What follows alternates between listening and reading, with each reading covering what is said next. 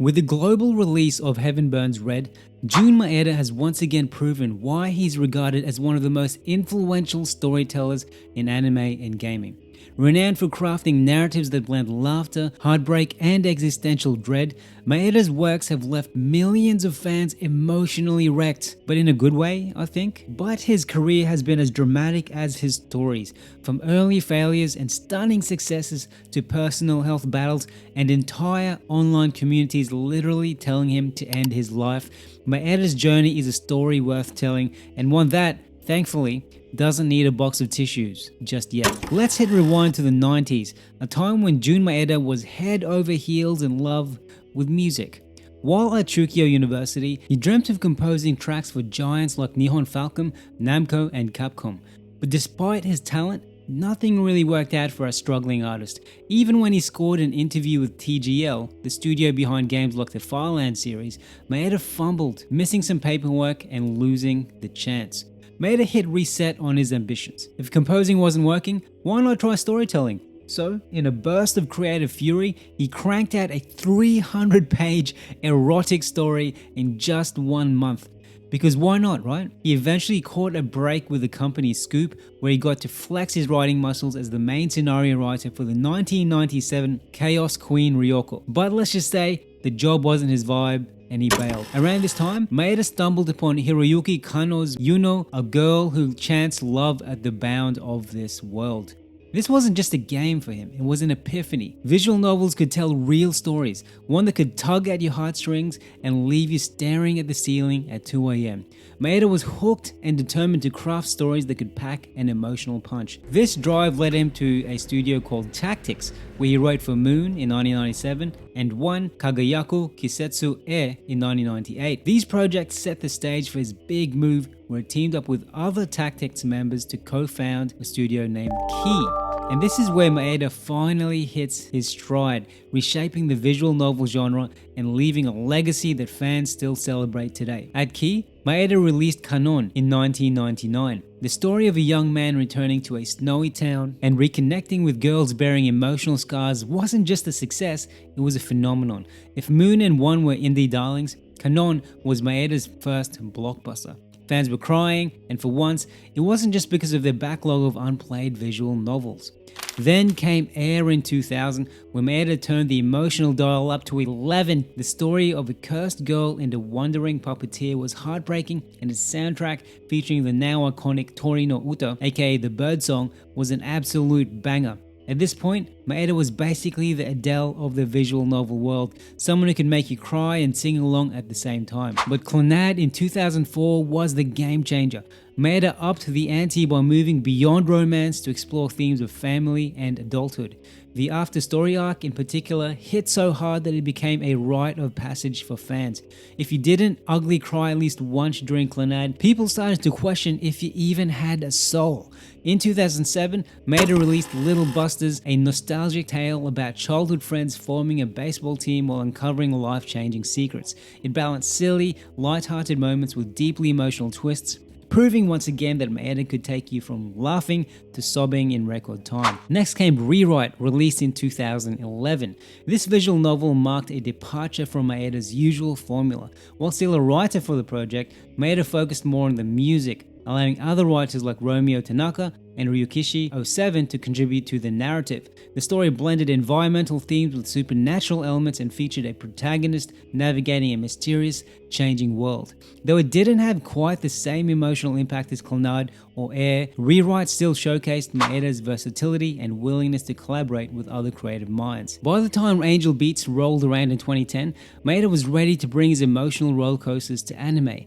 The afterlife drama, where teenagers confront their regrets while rebelling against their fates, became a massive hit. It had action, comedy, tear-jerking moments, and a soundtrack composed by Maeda, of course. Maeda was at his A-game. Following the success of Angel Beats, Maeda returned to anime in 2015 with Charlotte, where he wrote the screenplay and composed some of its music. The story revolved around teenagers with supernatural abilities, exploring themes of responsibility and sacrifice. But just as you'd think things could only get better for our no longer struggling, but now widely successful artist, things did take a turn for a worse. Starting with his health and then with his craft.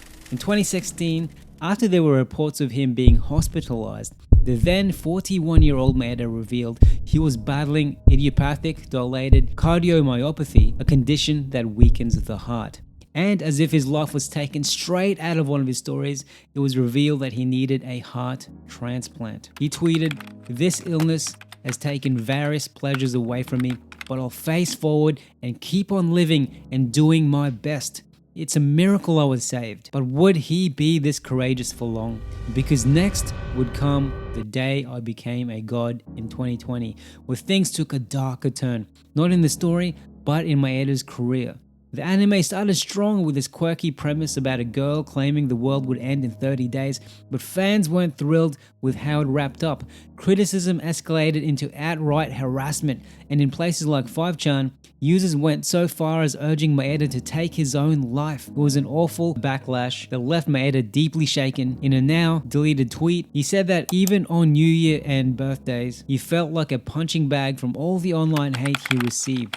He revealed that 2021 was such a difficult year, he even thought about himself and announced he would retire from writing anime and would only contribute music. Oof. But just like a hero's journey, what goes down must come up again. In 2021, Jun Maeda announced Heaven Burns Red, his first full-scale RPG, and a collaboration with Right Flyer Studios, the great folks behind Another Eden, a story-driven JRPG that I actually do content on, by the way, so check it out. This project was Maeda's way of starting fresh and reconnecting with what he loved, writing and composing. He wanted to combine deep storytelling with engaging gameplay, creating a game that felt both modern and true to his style. Heaven Burns Red became more than just a project for him. It was his way of proving that despite the online haters, he still had much more fight in him. Heaven Burns Red quickly became a hit in Japan. The game combines Maeda's knack for storytelling with modern RPG mechanics, following Ruka Kayamori and her team as they fight an alien menace called Cancer. Beneath the sci-fi exterior is a deeply human story about friendship, redemption, and embracing the fleeting beauty of life. And let's not forget, lots of sadness. And let's talk about the Angel Beats collaboration event. If you thought Heaven Burns Red couldn't get more emotional, this event brought in characters and themes from the beloved anime. Fans got to experience heartwarming crossovers and relive the magic of Angel Beats, while new players got a taste of what made Maeda's earlier work so special. It wasn't just a nostalgia trip, it was a celebration and reminder of Maeda's legacy. But of course, drama would always follow a drama writer. Not everything was smooth sailing for Maeda since Heaven Burns Red. In January 2023, Maeda faced backlash over the game's Deserted Island survival event, which some fans felt it lacked the depth they'd come to expect. Maeda actually apologized to some of the online haters and, true to his sensitive nature, once again deactivated his social media accounts. While the criticism must have stung, it also highlighted how seriously Maeda takes his work. And it's not like the haters had much of an impact. According to the video game sales wiki, Heaven Burns Red has generated over $350 million.